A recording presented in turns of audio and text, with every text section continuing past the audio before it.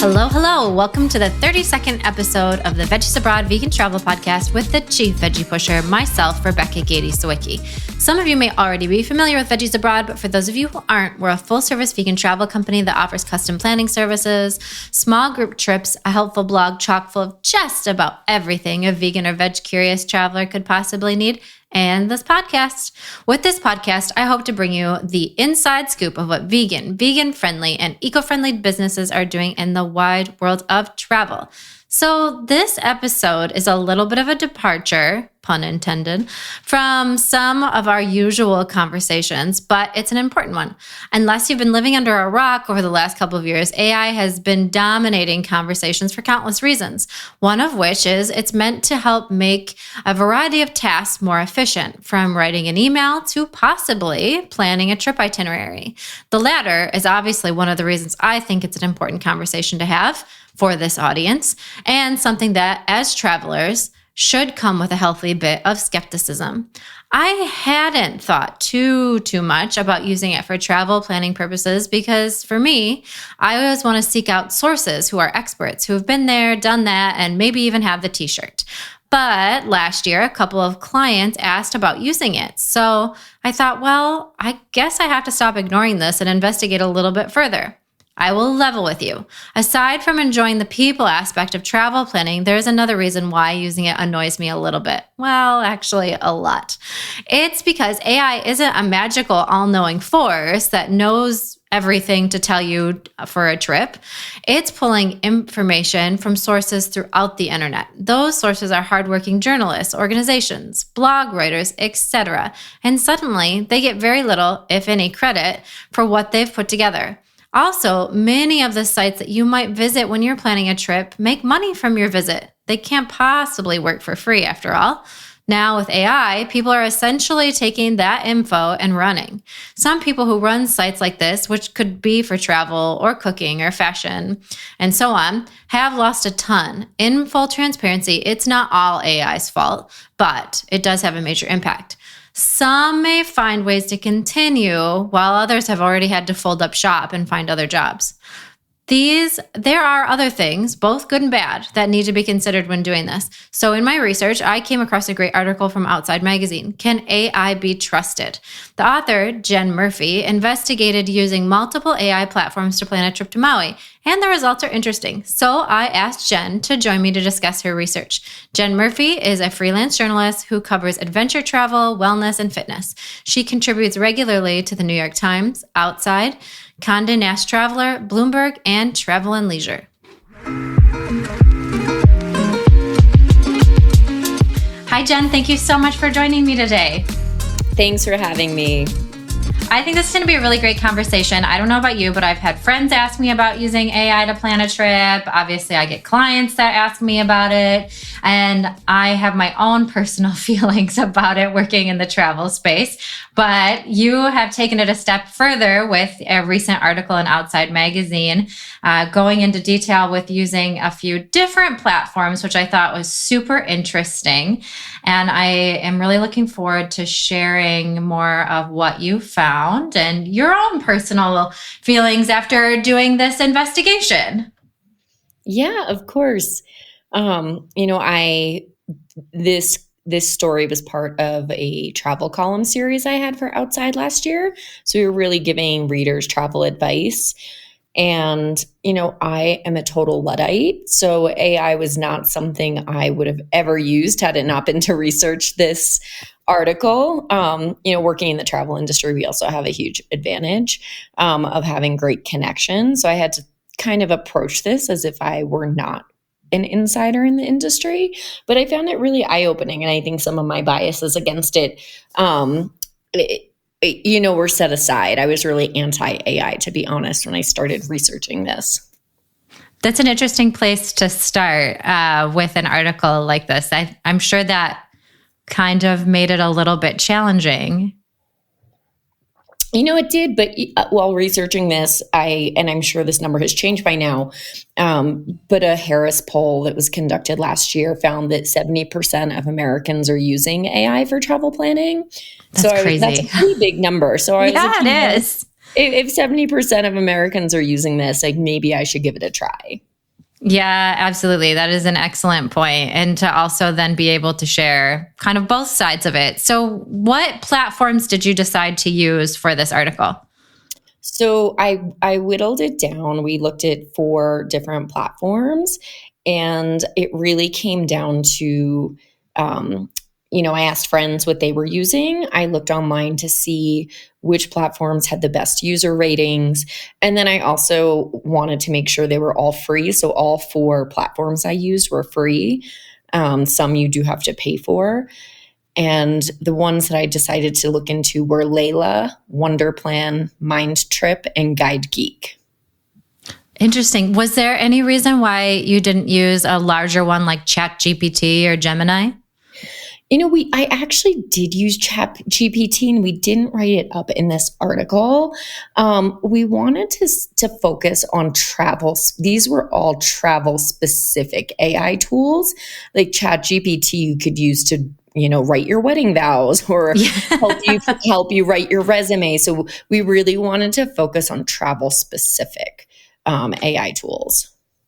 That makes total sense. From the 4 that you ended up using, I know from reading the article, one was a little bit better than others.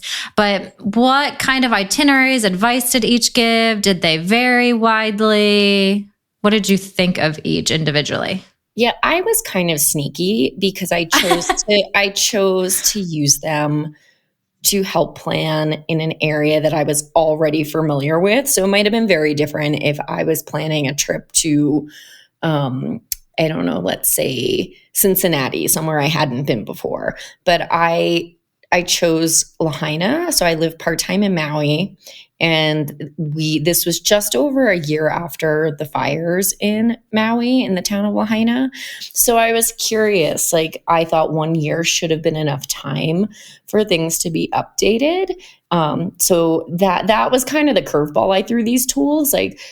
Let's challenge them with a destination that has been affected by a natural disaster and see how up to date the replies are. And also I already knew, having been there, what was accurate or not. So it was a really interesting test. Because part of the problem for Maui was that a lot of people didn't know whether it was safe to visit Lahaina, whether locals wanted them. There was a lot of miscommunication. So, one of the tools even said Lahaina's not open yet. Don't go because of the fires, which is 100% inaccurate. And that is devastating to a destination to have that misinformation out there. Yeah. And one of them, even if I remember correctly, gave you information about places that were absolutely gone as well, right? Almost all of them did. Not a single one nailed it. Okay. So let's start. So it was very interesting. The interfaces for each are quite different. And I found one of the tricks for using AI, the more specific you can be, the better information you're going to get. So the more specific your questions are, kind of the better answers you're going to be getting. So Layla, you can ask it anything where can I go see the Northern Lights, or where should I eat in Barcelona? So that's a really broad. So as a user, you really want to be asking the most specific questions you can. Mindtrip, which I found was interesting, you can take a travel quiz to get started. So that's tricky because they are prompting you with questions. So your age, are you traveling by yourself? Are you traveling with a family? Do you want an adventurous trip? Do you want a relaxing trip? Do you want culture? Do you want nature? What's your accommodation preference? Do you like camping? Do you want a 5-star resort? What's your budget like? So they kind of ask you all these questions and then make suggestions for you on where you might want to go, which does have its benefits. If you really have no idea what type of trip you want to take or where you want to go, I can see that can be really helpful. They also have a create a trip tool where you'd put in like where you want to go, what the dates are, how many people are going to be traveling with you, and then they'll start to send you ideas that way. Like they also ask some smart questions like, what's your travel vibe? Are you into food? Do you want like a spa retreat? And it kind of generates, based on you answering those questions, it'll generate a tentative itinerary, which is pretty detailed, like a day 1, day 2, day 3. One thing I noticed with these itineraries, almost across the board, people forget that Maui is an island. It takes a long time to go place to place. So I've had friends visit in the past and always remind them, like, do you want to be driving 2.5 hours every single day, to go on your snorkel excursion, to go to this restaurant? Or do you want to try to base most of your things in, say, the Wailea region like the first few days, and then maybe move hotels to the west side so you're not driving as much? But all of these itineraries had a lot of driving. So you might be staying in Wailea and they'd suggest that you drive almost an hour to go have dinner at Mama's Fish House, which is honestly one of the most difficult reservations to get in all of Hawaii. So again, like those little tips you're not going to get from the chatbot. Yeah, absolutely. So that's a good segue into kind of the advantages and disadvantages of using it. Did any of them help you uncover any unique experiences or destinations that maybe you would not have found from your normal trip planning experience? So they really didn't. What I found across the board with these, and we didn't write about these, but just like for my own curiosity, I did try to put in some things like Paris or other destinations. You're really getting like the greatest hits. So if you've never been to Paris, like of course you're going to go see, the Eiffel Tower. Like you want to see those classic hits. So you're really getting the classic hits for places versus those undiscovered gems that you might get from like your best friend who just got back from there or a magazine. But yeah, I personally didn't discover anything new from these. One thing to be careful about is like, there's something called hallucinations.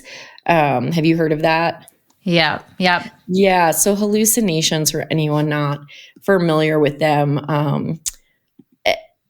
it basically, when AI does not know the answer to something, it just makes it up, and that's called a hallucination. So it's false facts when it doesn't have the correct answer. So this was funny, Layla, when I asked to create a Maui itinerary, and it came back with I think it said something like aloha vibes all the way, Hawaii's great. And then I got a 7-day itinerary for the Caribbean, which which was quite funny because, again, talking about distances, like day 1 was in the Cayman Islands and then day 2 was in Belize. So again, wow, I guess you have a private plane now. Not foolproof at all. I mean, that's a very apparent one. Like, this is not right. But yeah, those hallucinations do happen. But I do think as AI gets more refined, we're going to see those go away. Like GuideGeek was by far the most accurate tool that I used. It's interesting. That is a tool that you access through WhatsApp, Instagram, or Facebook, which is unique to the other ones, which are all apps that you have to download. So this, you don't have to download anything. And I believe they have almost 1 million users. It's from the media brand Matador Network. And the tool cross-checks, which is what the media brand connection is great for, is the tool can cross-check its suggestions with content from Matador, which has, I believe, almost 130,000 or more online articles, travel articles. And that that platform launched in spring of 2023, GuideGeek. And the founder, Ross Borden, was telling me that when they started, it was about 85% accurate. So now, this was as of last October, it was already 98% accurate. Oh, wow. And the way that it's doing that, and again, like I reported some of the errors I found in my Maui findings to the different platforms I used. But Ross was telling me that the way to reduce hallucinations was really they had colleagues sit for, I forget how many days, and just go through and test the technology, flagging misinformation, logging errors, and then just regularly updating them. Oh, that's really interesting. I was reading that about that platform as well, and it does seem like maybe that's one that's a little bit more geared to the travel space, but I think still you're going to run into issues with keeping a lot of that content up to date because it's pulling it directly from there. So when you have natural disasters or closures or things like that, it's still going to, I guess it's still going to lag a bit. Yeah. And I will say, like, GuideGeek also had the most insidery information. Like Mangalani Inn is a pretty new small boutique hotel in the town of Paia on the North Shore. They're not doing big advertising. It's not a big brand, but that was a mention, which I was really impressed with seeing on GuideGeek. And it also, GuideGeek provided like some great little tips, like, hey, there's not an ATM in this area, so bring cash. Like that those were by far some of the most useful tips I got out of any of the tools that I tried. Yeah, that is a really a good tip. You don't always find. I've used ChatGPT for some things, and some of the things it comes back with, I'm like, where did you come up with this? Mm-hmm. But the cash in the ATM, when I read that in your article, I thought, wow, all right, making some progress here. In addition to the hallucinations, were there other issues that you encountered, like other outdated info, restaurant hours, hotel issues, things along those lines? Yeah, unfortunately, so West Maui, where the fires were, none of that information was up to date on any of the tools. So on Mindtrip, for example, it directed me to Lahaina Grill, which is a restaurant that sadly burned down. And then there was another one, which is it's a chocolate factory, a chocolate shop, I would say, and factory called Maui Kui, I think it's called Kuia Estate Chocolate. They're open and running for business, but the app on Mindtrip actually said, due to the damage from the fire in 2023, there are currently no tourist services operating in Lahaina, which is totally incorrect. So I reached out to a company spokesperson, and she was just like, we rely on people flagging this. She was saying there's 6.5 million frequently updated places. But again, like this was after a year. So yeah.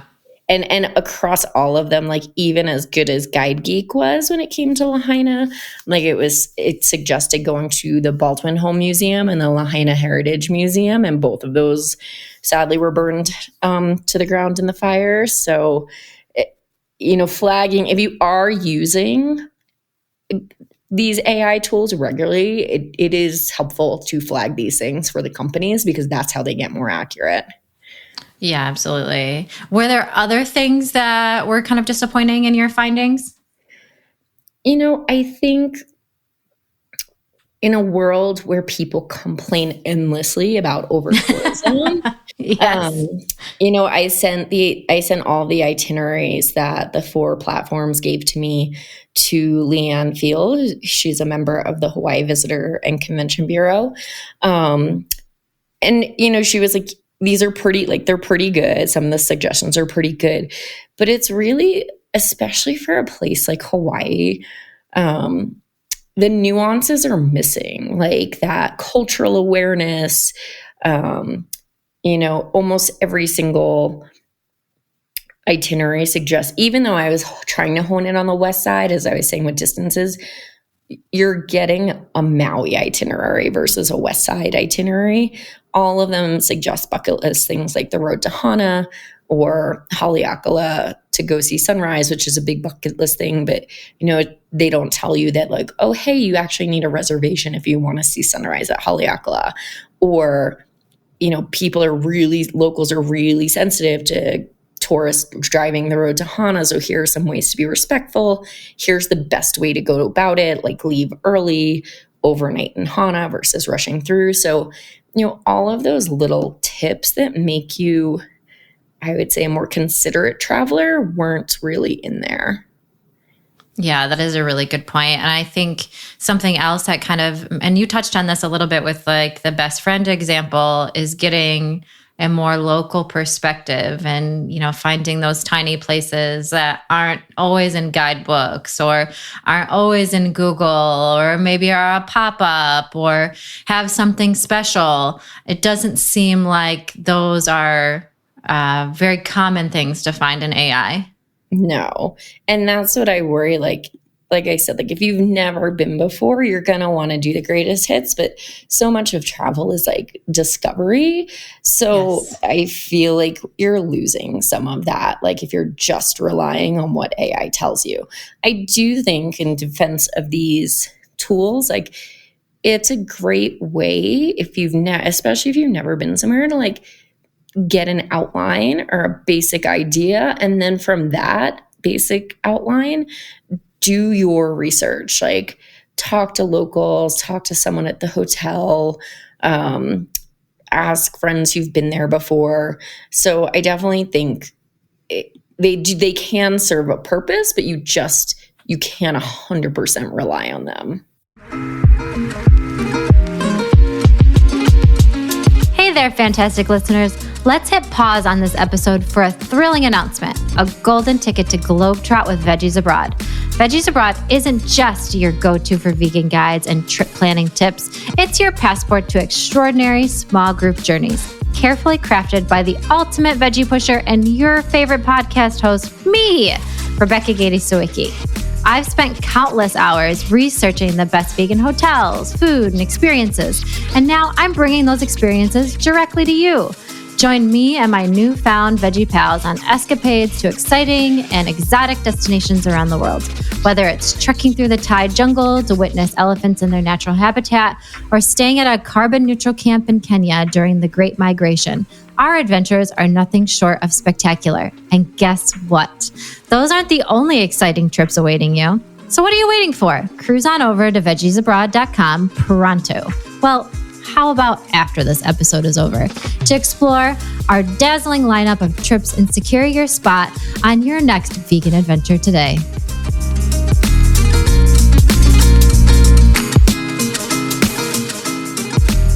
Yeah, absolutely. Would you say that that's its biggest advantage, is kind of giving you the highlights? I think if you've never been to a destination, it's a great way to get an overview of what's on offer. Like I said before, like those greatest hits, and really like an outline, like a general itinerary, which you could then refine. As I said, you do need to do more of your own reporting, I believe, at this point, or in my opinion, just to make sure like, oh, like that restaurant is an hour and a half drive from the hotel. So those little refinements, but I do think it is a good jumping off point, especially if you've never been somewhere.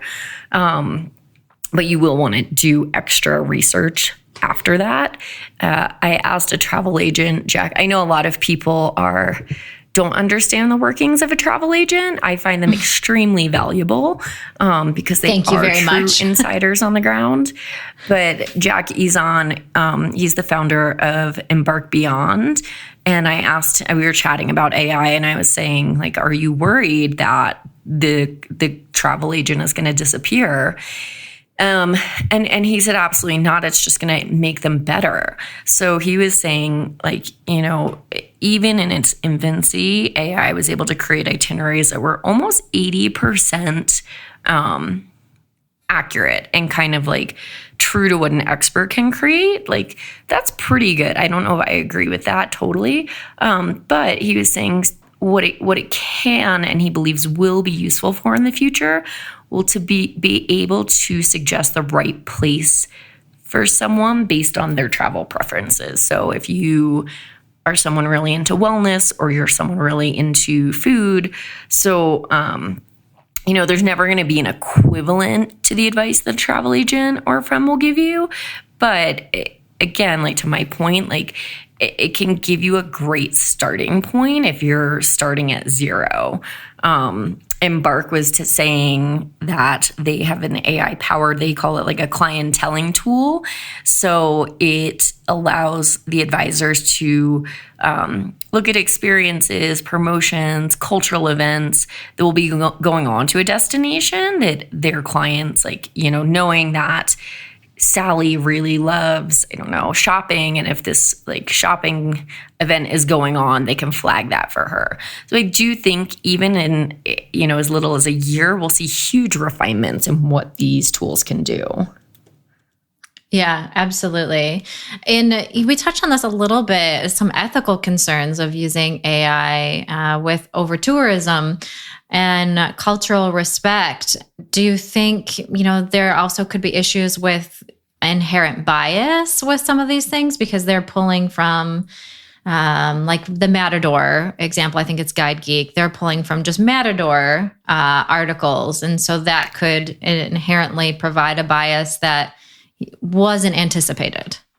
I don't think so. Like Matador is a media company, so those stories and that content should be non-biased. I will say, and I don't know if unethical is the right word. One thing Matador does, which is very interesting, if you are a tourism board, you can pay GuideGeek to create an app for your destination. And if you have paid for GuideGeek to create that app for, say, like Visit Wyoming, that information is likely to be more accurate than a destination that has not bought in to have an app created, because the people of that tourism board are flagging things or keeping it more up to date.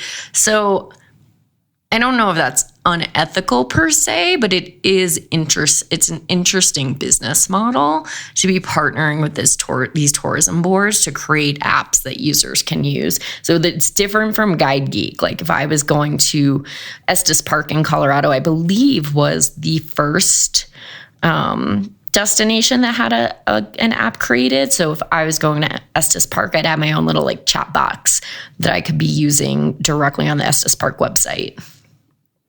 Oh, that's very interesting. Hawaii, I checked. Hawaii does not have a partnership with GuideGeek. They did not pay to get an app created for the destination. And Ross, the founder of Matador Network and GuideGeek, was saying if they had that line of information, most likely would have been more up to date. That's interesting. And then, so there's that side of it that is more travel focused, being more updated, having partnerships with the tourism boards. And then you've got the opposite side of it with like ChatGPT. So you could have a completely different experience, which could be slightly biased maybe, versus one that's more travel focused. Exactly. Yeah, it's something to kind of keep in mind when you're using these. I guess, and it kind of comes down to when you're talking to someone as well, or at least me personally, when I ask one friend for information, I have it in the back of my mind like, well, this person prefers X, Y, or Z. Or exactly. This person has a tendency to do X, Y, or Z, but this person does this. So I think we have to keep those same kind of things in the back of our mind with technology and not think, oh, well, technology has no holes in it. Exactly. And one thing, many people are using these for advanced planning, but then some people are using them on the ground. I just think as much as we can, it's important to disconnect from our technology when we're traveling so we can really engage with the place and people and just not be on our phone the entire time. Yes. Yeah, I mean, because that kind of impacts how people connect with these places they visit and the people and the experience that you have. If it only kind of hits the surface level, you're missing a whole nother part of a place. Exactly. I think that's probably an issue with so many things with technology, maybe not just planning a trip. Yeah, 100%. So I'm curious, how do you usually plan a trip when it's not for an article based on AI? I'm so old school. I still read actual magazines, like paper magazines. I like that you had to say paper ones. Yep. And I pull out like destinations that I know I want to visit. I usually like pull out those articles and keep them in a folder. And then I still rely on magazine websites, Travel and Leisure, Condé Nast Traveler, Outside Magazine. Local news sources are huge, like local magazines. So if I'm going to Colorado, for example, I might look at 5280, the Denver magazine. I might look at Aspen Sojourner if I'm going to Aspen, which is the local Aspen magazine. So all of those local publications offer huge insights to a destination. And then this sounds funny, but sometimes if you know someone on the ground, it's great to reach out to them. Not everyone has that network. So a lot of it is me reaching out to, do I know a hotel manager or a chef, or do I have a friend who is just there?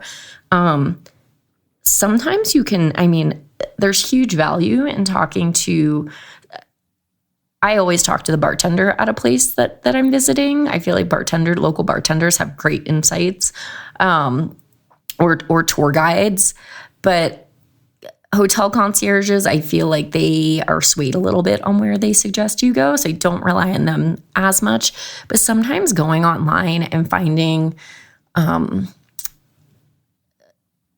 hate to use the word influencer, but if you are a big social media person, like sometimes finding someone on Instagram who's based in a place, has a big content, a lot like good content and a big following, sometimes just reaching out to them. Like I have people reach out to me on Instagram all the time. Like, hey, I'm going to Telluride. Where should I go? Like that just happened yesterday.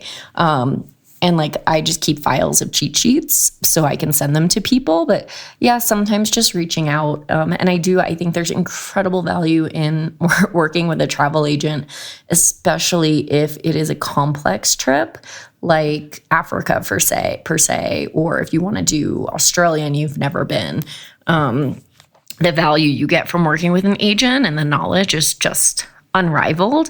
And sometimes some of the tips don't have to cost you like that much. There's a gentleman, he specializes in Belize, Nicaragua, and I'm forgetting the third country. And he has 3 tiers because he was saying, those are countries you really need some help to navigate. And I think his first tier might be $75 or $100, but it's just some basic like, hey, like what are the non-touristy restaurants we should go to? And you can ask like X amount of questions just like that. For the full tier, you get his access like I think almost the entire time you're on your trip if you have questions. But yeah, there are lots of different offerings out there to help you get off the beaten path and have a really local experience. Yeah, absolutely. And that also helps cut down with, over tourism, being respectful for people who live there and getting to know a place maybe a little bit differently. And like I said, like there's nothing like I'm careful with the over tourism world because like who's to say like you shouldn't go to Barcelona because you've never been. Obviously people are like, please don't come. But what is the respectful and sustainable way to visit these overcrowded places? Like I wanted to go to Rome. I'd never been to Rome. I know it's supposed to be so crowded. So I went in the off season and it was still a little crowded, but it was a very different experience to go in March versus if I had gone in, say, like July. Oh my God, yes. That's a totally different place, even almost a different city in those 2 months. Yeah. Do you think that you'll plan another trip using AI again? I don't know, but that is just me. Like I'm not tech savvy whatsoever. Like I said, I'm very old school, so I wouldn't. I do think GuideGeek's model is really impressive though, and will continue to get better. And I think because it's being pulled from a content source, a like accurate, well-reported content source, that's a huge advantage. But yeah, I mean, I personally, like, part of my job is to research places. So I like doing it the old school way. I think that's very fair. Jen, this was a great conversation. Thank you so much for taking time out of your busy day to chat further about your experiences with using AI and sharing it with everybody else. Thank you so much. Have a great rest of your week, okay?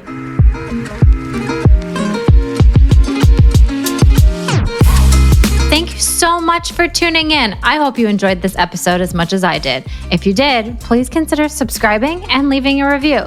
If you'd also like to learn more about upcoming Veggies Abroad tours or get additional travel help, visit veggiesabroad.com and also join our newsletter. It's the best way to stay up to date with loads of new content, like where to find gorgeous vegan hotels, what to eat in cities around the world, trip planning tips, and so much more. Well, that's all I've got for now. Until next time.